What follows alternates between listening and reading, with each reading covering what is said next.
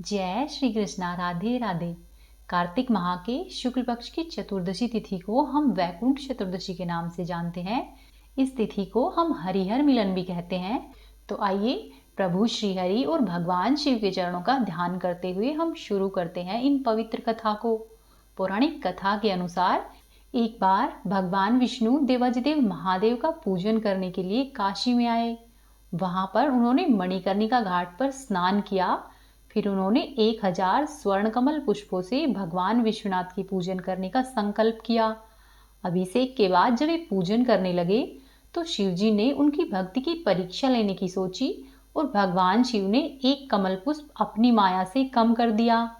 भगवान श्रीहरि को पूजन की पूर्ति के लिए 1000 कमल पुष्प चढ़ाने थे। जब उन्होंने देखा कि एक फूल कम है, तब उन्होंने सोचा कि मेरी आंखें भी तो कमल के ही समान है, इसी कारण मुझे कमल नयन और पुंडरीकाक्ष भी कहा जाता है। ऐसा विचार करके भगवान विष्णु ने अपनी कमल के समान आंखें चढ़ाने का विचार किया और जैसे ही वो अपनी आंखें चढ़ाने के लिए तैयार हुए, विष्णु जी की इस अगाध भक्ति से प्रसन्न होकर देवाधिदेव महादेव प्रकट हो गए। प्रकट होकर महादेव जी बोले कि हे विष्णु, तुम्हारे समान इस संसार में दूसरा मेरा कोई भी भक्त नहीं है। आज से कार्तिक माह के शुक्ल पक्ष की चतुर्दशी तिथि वैकुंठ चतुर्दशी कहलाएगी और इस दिन श्रद्धा पूर्वक जो भी मनुष्य आपका पूजन करेगा उसे अवश्य ही वैकुंठ लोक की प्राप्ति होगी। भगवान शिव ने इसी वैकुंठ चतुर्दशी को करोड़ों सूर्यों की कांति के समान वाला सुदर्शन चक्र भगवान श्री हरि विष्णु जी को प्रदान किया था। शिव जी तथा विष्णु जी कहते हैं कि इस दिन स्वर्ग के द्वार सभी मनुष्य के लिए खुले रहेंगे। मृत्युलोक में रहने वाला यदि कोई भी व्यक्ति वैकुंठ चतुर्दशी का व्रत धारण करता है, इसकी कथा को पढ़ता और सुनता है, तो वह अपना स्थान वैकुंठ धाम में निश्चित करता है। प्रेम पूर्वक बोलिए श्री हरि विष्णु भगवान की जय, देवाधिदेव महादेव की जय। अब आप सुनिए वैकुंठ चतुर्दशी की दूसरी कथा। एक बार की बात है, नारद जी पृथ्वी लोक से घूमकर वैकुंठ धाम में जा पहुंचे। भगवान विष्णु उन्हें आदर पूर्वक बिठाते हैं और प्रसन्न होकर उनसे आने का कारण पूछते हैं। तब नारद जी कहते हैं कि हे प्रभु, आपने अपना नाम कृपा निधान रखा है, इससे आपके जो भी प्रिय भक्त हैं वही तर पाते हैं। जो सामान्य नर नारी है वे वंचित रह जाते हैं। इसीलिए आप मुझे कोई ऐसा सरल मार्ग बताइए जिससे सामान्य भक्त भी आपकी भक्ति करके मुक्ति पा सके। यह सुनकर श्री हरि विष्णु जी बोले कि हे नारद, मेरी बात ध्यान पूर्वक सुनो। कार्तिक माह के शुक्ल पक्ष की जो चतुर्दशी तिथि आती है, उस दिन जो भी नर नारी श्रद्धा पूर्वक व्रत रखेंगे और भक्ति भाव से मेरी पूजा अर्चना करेंगे, उनके लिए स्वर्ग के द्वार हमेशा खुले रहेंगे। इसके बाद विष्णु जी अपने द्वारपालों जय और विजय को बुलाते हैं और उनसे कहते हैं कि कार्तिक माह के शुक्ल पक्ष की चतुर्दशी तिथि को स्वर्ग के द्वार आज से हमेशा के लिए खुले रहेंगे। ऐसा करने का उन्हें आदेश देते हैं। फिर आगे भगवान विष्णु जी कहते हैं कि हे नारद, इस दिन जो भी भक्त मेरा थोड़ा सा भी नाम लेकर पूजन करेगा, वह मनुष्य अवश्य ही वैकुंठ धाम को पाएगा। इतना सुनकर नारद मुनि भगवान श्री हरि विष्णु को प्रणाम करके प्रसन्न मुद्रा में वहां से चले जाते हैं। अब आप सुनिए वैकुंठ चतुर्दशी की तीसरी कथा। एक बार की बात है, धनेश्वर नाम का एक ब्राह्मण था। वह ब्राह्मण बहुत ही बुरे कार्य करता था। इस तरह उसके ऊपर कई पाप हो गए। एक दिन वह ब्राह्मण गोदावरी नदी में स्नान के लिए गया और वह दिन वैकुंठ चतुर्दशी का दिन था। कई भक्तजन उस दिन पूजा और अर्चना करने के लिए गोदावरी नदी के घाट पर आए हुए थे। उस भीड़ में धनेश्वर भी उनके ही साथ था। इस प्रकार धनेश्वर ने उन श्रद्धालुओं का स्पर्श किया और वैकुंठ चतुर्दशी के दिन उसने पवित्र नदी में स्नान किया। इसके कारण धनेश्वर को अनेक प्रकार का पुण्य संग्रह हुआ। फिर जब समय आने पर उसकी मृत्यु हुई तो यमराज उसे लेकर गए और उसे नरक में भेजा और वहां पर ले जाकर यमराज जी ने अपने दूतों से आज्ञा दी कि इस दुष्ट को उबलते हुए तेल में डाल दो। जब यमराज के दूतों ने उस ब्राह्मण को उबलते हुए तेल में डाला तो वह तेल बिल्कुल पानी की ही तरह ठंडा हो गया। यह देखकर यमराज के दूत बहुत ही आश्चर्यचकित हुए और यमराज को वहां पर बुलाकर लेकर आए। यमराज भी यह सब देखकर बहुत ही आश्चर्यचकित हुआ। तभी वहां पर नारद मुनि आए और नारद मुनि ने यमराज जी से कहा, हे यमराज जी, इस ब्राह्मण ने वैकुंठ चतुर्दशी के दिन पवित्र नदी में स्नान किया है और भक्तों का स्पर्श भी किया है। इसके कारण इसके सभी पाप नष्ट हो गए हैं। इसीलिए इस ब्राह्मण को यह दंड नहीं दिया जा सकता। इसे आप यक्षों का राजा बना दे और इसने जो भी बुरे कर्म किए हैं उनके लिए आप इस ब्राह्मण को एक बार पूरे नरक के दर्शन करा दे। ऐसा कहकर नारद मुनि वहां से चले गए और यमराज ने अपने दूतों को आज्ञा दी कि इस ब्राह्मण को सभी नरकों के दर्शन करवा कर लेकर आओ। तब यमराज के दूत आज्ञा पाकर उस ब्राह्मण को साथ लेकर सभी नरकों के दर्शन करा कर लाए। यमराज के दूतों ने उन्हें सभी 7 प्रकार के नरकों के दर्शन करा दिए। फिर उस ब्राह्मण को लेकर यक्षलोक में गए और वहां पर जाकर उस ब्राह्मण को वहां का राजा बना दिया। वही ब्राह्मण कुबेर जी का अनुचर धनंजय के नाम से प्रसिद्ध हुआ। इसीलिए जो भी मनुष्य वैकुंठ चतुर्दशी के दिन पवित्र नदी में स्नान करता है उसके पुण्य की कोई सीमा ही नहीं रहती। उस मनुष्य के लिए वैकुंठ के द्वार सदा के लिए खुले रहते हैं। प्रेम पूर्वक बोली श्री हरि विष्णु भगवान की जय। अब आप सुनिए वैकुंठ चतुर्दशी की अगली कथा। एक बार की बात है, एक बुढ़िया माई थी। उस बुढ़िया माई के पास एक बछड़ी थी। उसकी बछड़ी का नाम ऊर्णी कपूर्णी था। कार्तिक के महीने में बुढ़िया माई ने सोचा कि मैं पुष्कर में जाकर स्नान करके आती हूँ।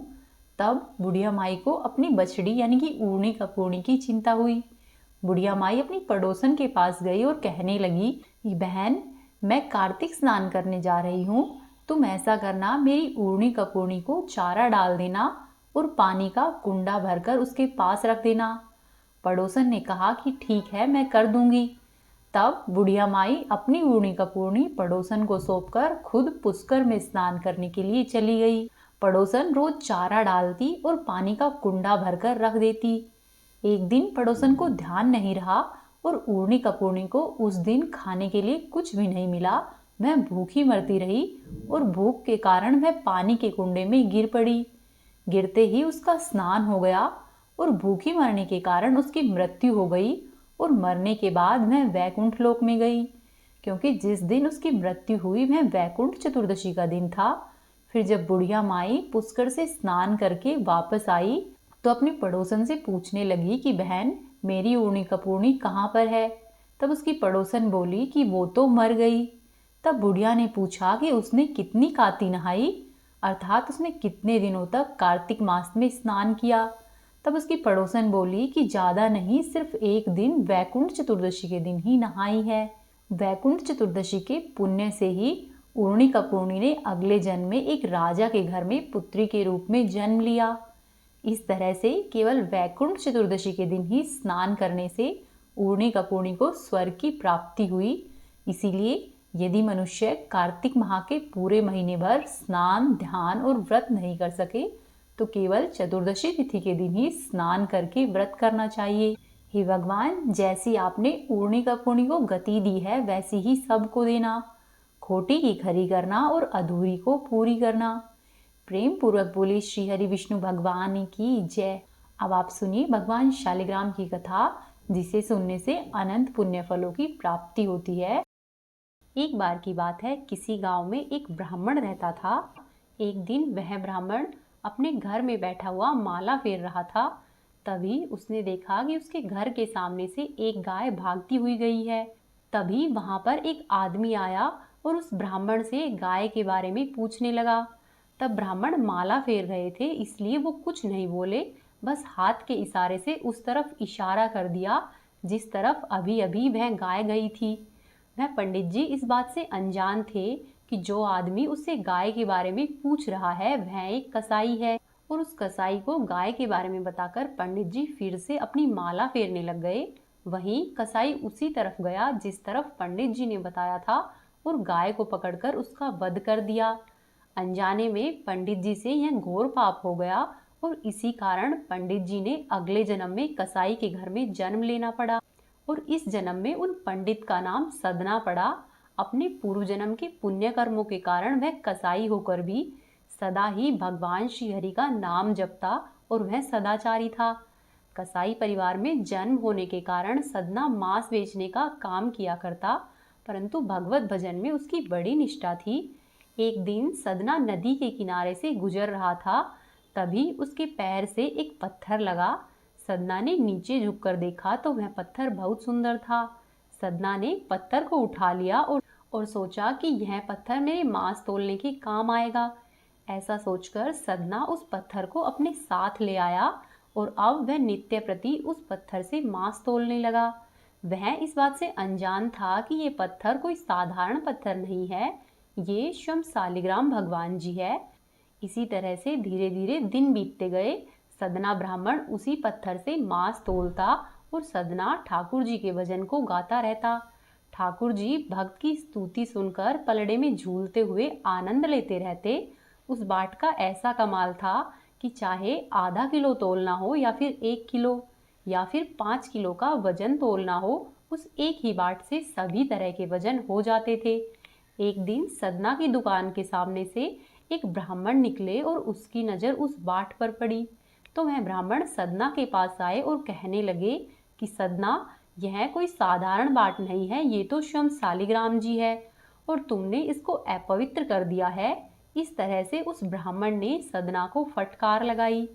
उसने कहा कि मूर्ख, तूने पत्थर समझकर मांस तोला है, वे शालिग्राम भगवान है, इनका तूने अपमान किया है। तब सदना बोला कि हे ब्राह्मण, मुझे तो कुछ ज्ञात नहीं था, अज्ञानतावश ही मैंने यह पाप कर्म किया है। फिर आगे सदना कहता है कि हे ब्राह्मण देव, आप इन शालिग्राम भगवान को लेकर जाओ और आप ही इनकी अच्छे से पूजा पाठ करना। तब ब्राह्मण ने सदना से शालिग्राम भगवान को लिया और अपने घर पर लेकर आ गया।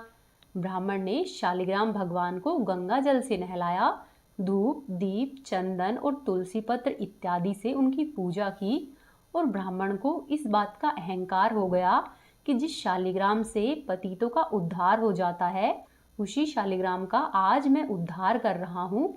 इस शालिग्राम को मैं सदना कसाई के यहाँ से लेकर आया हूँ और अब मैं शालिग्राम की अच्छे से पूजा पाठ करूँगा।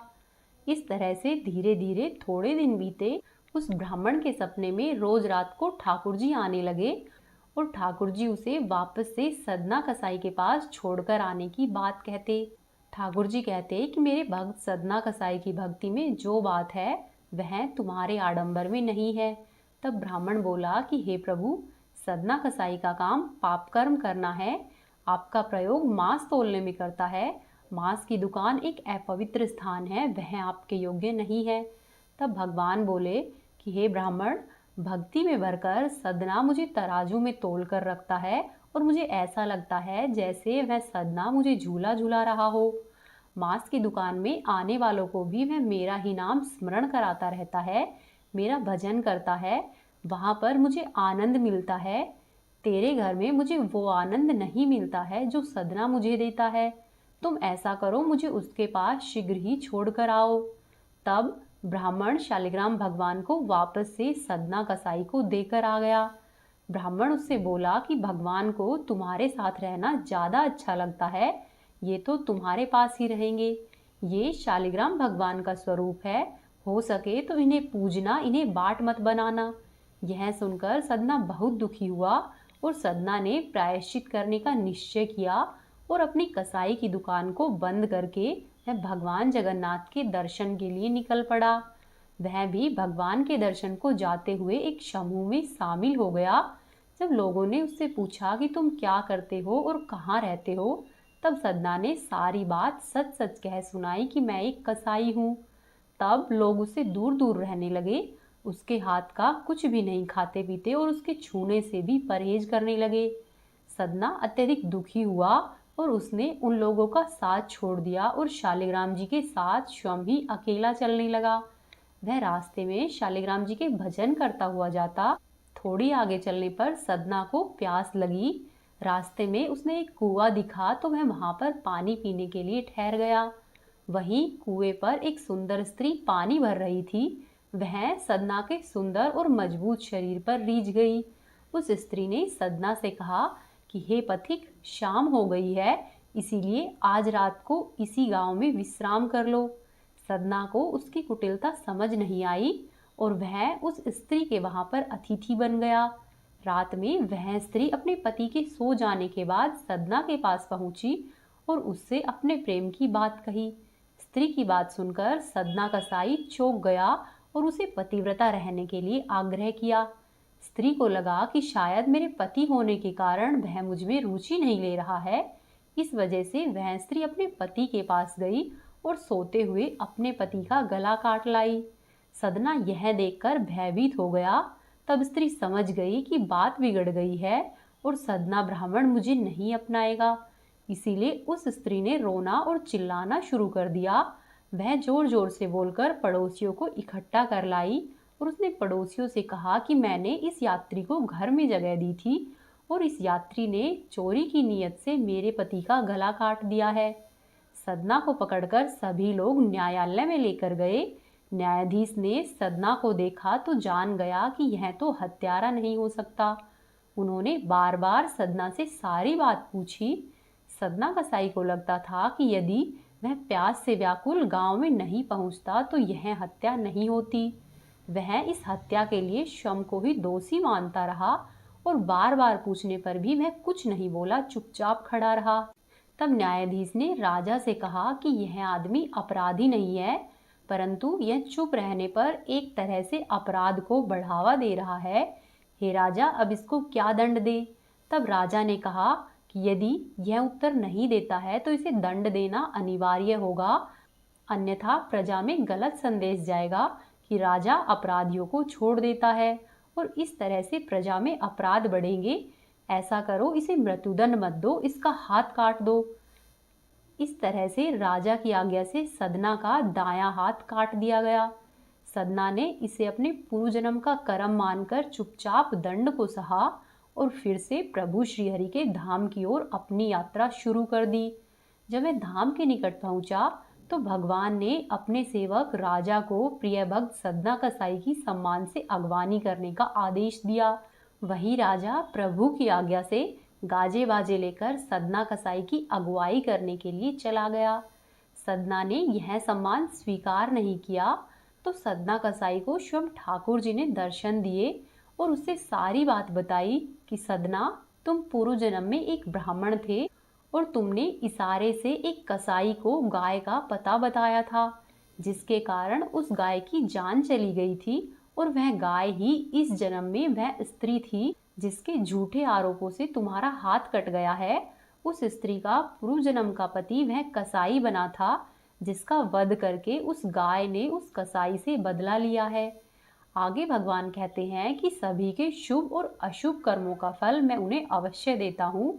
फिर आगे भगवान कहते हैं कि सदना, तुमने घृणित आजीविका के बावजूद भी धर्म का साथ नहीं छोड़ा है, इसीलिए मैंने तुम्हारे प्रेम को स्वीकार किया और मैं तुम्हारे साथ मांस तोलने वाले तराजू में भी प्रसन्न रहा। भक्ति में आडंबर नहीं, भावनाएं भगवान की प्राप्ति करवाती है। भगवान के नाम का गुणगान करना सबसे बड़ा पुण्य है। यदि हम कहीं भी भगवान का नाम लेते हैं, सुनते हैं या कहते हैं तो उसको पूरी श्रद्धा के साथ कहना चाहिए, उसके बारे में आडंबर नहीं बनाना चाहिए। बोली श्री शालिग्राम जी की जय, तुलसी माई की जय। तो ये थी आज की कथाएं। उम्मीद है आपको पसंद आई होगी। यदि आपको पसंद आई है तो चैनल को जरूर सब्सक्राइब कीजिए, वीडियो को लाइक करें और कोशिश करें कि अपने 1 या 2 दोस्तों के साथ वीडियो को शेयर करें। हरे कृष्णा।